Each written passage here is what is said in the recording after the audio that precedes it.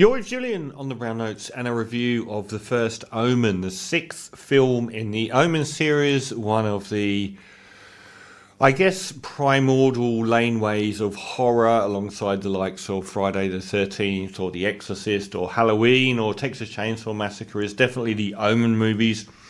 They kind of own a particular dread-based variant of the horror movies, not so much based on thrills or based on, violence or people being chased down, but this existential dread that there's, a satanic force after you, which I found very effective.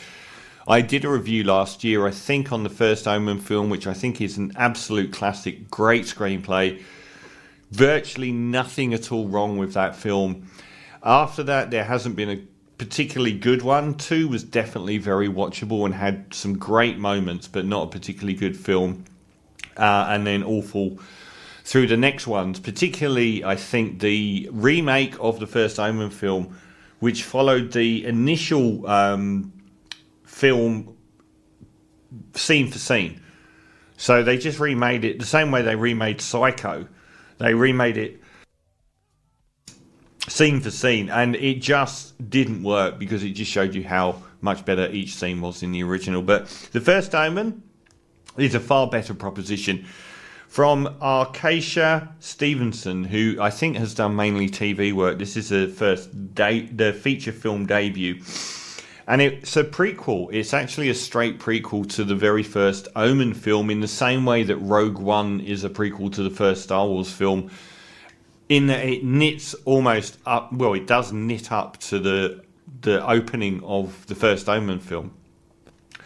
So this time around, we get Nell Tiger Free, who I don't know, but is very appealing in this. And I think, I thought she had a famous mother. I don't know much about her, actually, but she's very good here. Now, the first thing to notice about this film is that it's an exact replica, or it's coincidentally exactly the same as a recent Sydney Sweeney film, Immaculate. To such a degree I've never seen before in cinema. And I've got space for both of them. I like them a lot, both. But it's very, very odd that they have virtually exactly the same storyline. The Nell Tiger Free character is a wayward American youth who falls in with the church and decides to go to Italy to devote her life to Jesus and be part of this Italian convent where strange things keep happening, and the birth of the Antichrist is in the background. That could be the exact description for the Sydney Sweeney film Immaculate as well, which is kind of strange. Someone actually said in America, that because of the massive push towards restricting women's rights in America, that these kind of films will come up. I agree on one level, but to have something that is so plot point by plot point identical to another film that only came out 2 months ago is completely bizarre. I've never encountered something so close. But anyway, I like them both. So this one that probably looks a little bit wealthier on the budget side of things. So she goes, as an American student who's going to become a nun, she goes to this Italian monastery. Not a monastery, I don't know the correct terminology, but where there are other women that are going to devote their lives to Jesus, and they're all going to become nuns. She encounters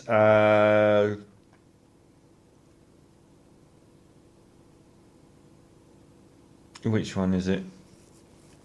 Maria Caballero, as a roommate that is keen on sowing her wild oats to a degree before she becomes a nun in a few days' time, takes the Margaret character, played by Nell Tiger Free, out on the night out. She blacks out, and strange things happen from that point on.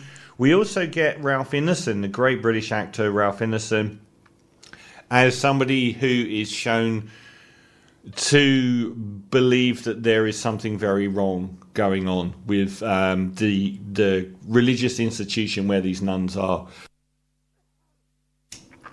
and that there's something historically wrong with this institution, and they're up to no good in pretty much the same way as the movie Immaculate.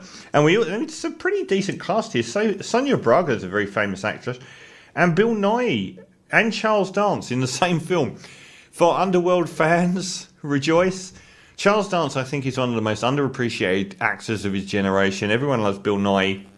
I think they're underrated here as well, because they could have used them a bit more and given them a bit more oomph as characters. So we get the lead character. She sort of starts to believe that maybe this is something going on behind the scenes, particularly with the young woman that she. So they throw a nice bone to the audience. Is it the Nicola Sarasi? Yeah, Nicola Sarasi as Carlita. She's a character that's presented as an older child who is continually locked away by the other nuns because of the terrible things that she draws, or that, you know, she attacks other students. It's a good sleight of hand from the director there, I thought. I was really impressed by this film. I did not expect it to be as art house as it was. This is far, far from being a dumb film. And I thought, you know, the Immaculate film wasn't a dumb film either, but this isn't a dumb horror. It's a lot more art house than the original Omen film was. And it goes into some seriously twisted, provocative imagery as well. I think they struggled to get a certificate for release due to at least one scene which really stuck out as being, God grief. The production values come across as being really sumptuous as well. So I thought the same about Immaculate, though. The shooting of the religious institution in Immaculate was very, very good as well. Everything about it I really did like. Even the music, Mark Corvin, I don't know who he is. Cinematography by Aaron Morton. I thought it's like a high class effort from all involved. Because I had seen Immaculate, I kind of expected some of what was coming to a degree. Then there were other elements to it where I thought that they actually threw me off the scent quite effectively as well. Definitely a very strong performance in lead by Nell Tiger Free as well. It's just weird having two films back to back that are so similar. But honestly, it's shaping up to be a very good year for horror films that are a cut above simply having a gimmick like, say, Smile, but actually have a bit more substance and backbone to them, and some pretty provocative elements in this one as well. Definitely the way it pans out at the end. And if you think it dovetailing up into that first Omen film tells you where the plot is going to end, it doesn't. And this does lead itself open to a sequel. Whether that would happen in tandem with that first Omen film, whether they'll remake the first Omen film to include the extra elements. So nothing in this film actually disturbs the Omen universe, but there's like another universe alongside it now. And I think they did a really, really good job, especially for a first-time director. I thought she had a hand on the pulse, where it was funny where it needed to be, a bit decadent where it needed to be, mixing the styles of the visual imagery, and when they go clubbing, everything changes as well. I thought they did a really good job. So I'm going to give... What did I give? I feel like this deserves exactly the same score as Immaculate. I can't remember what I gave it, but I'm going to give The Omen an 8.5 out of 10. I very much enjoyed it.